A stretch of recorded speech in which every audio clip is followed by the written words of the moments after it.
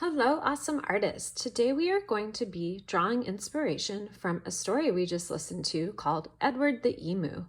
We are going to be creating our own emu drawings, and we're going to be using movement and texture in our artwork. We're going to go through the steps to create our own emu. Here's an example of an artwork I've been working on.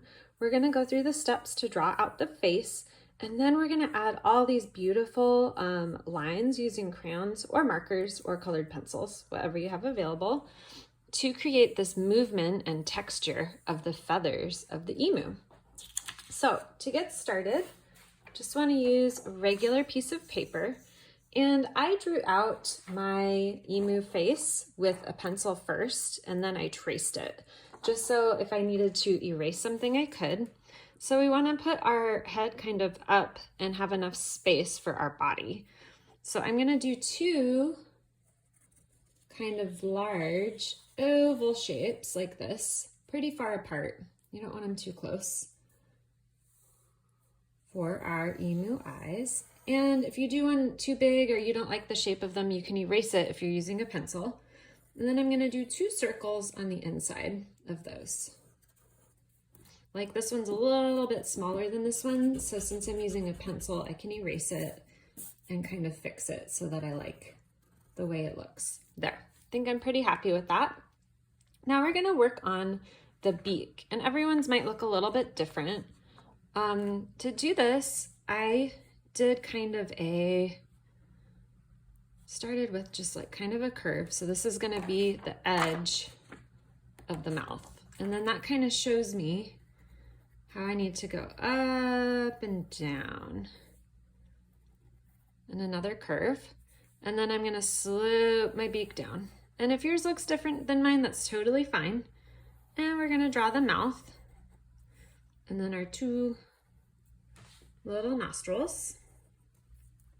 Okay, after that, I'm going to take my marker and slowly and carefully trace over what I just drew.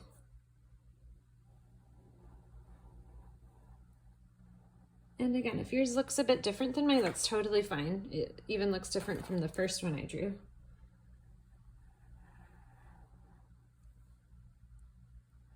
Whatever works for you. So we're going to trace over that and do our eyes.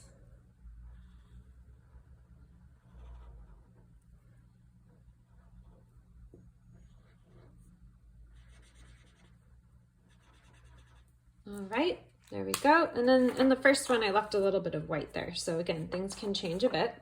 And then this is the really fun part. You want to get all your crayons or whatever colors you have. I laid all mine out just kind of like this.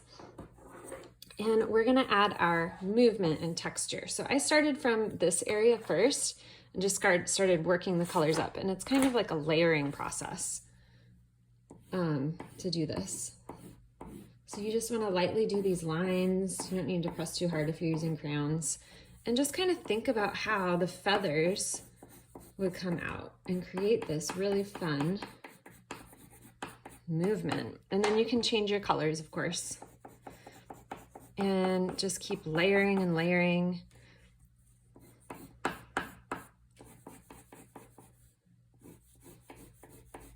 And it will start to all come together and look more and more like an emu. And you want to bring the feathers down kind of in this direction.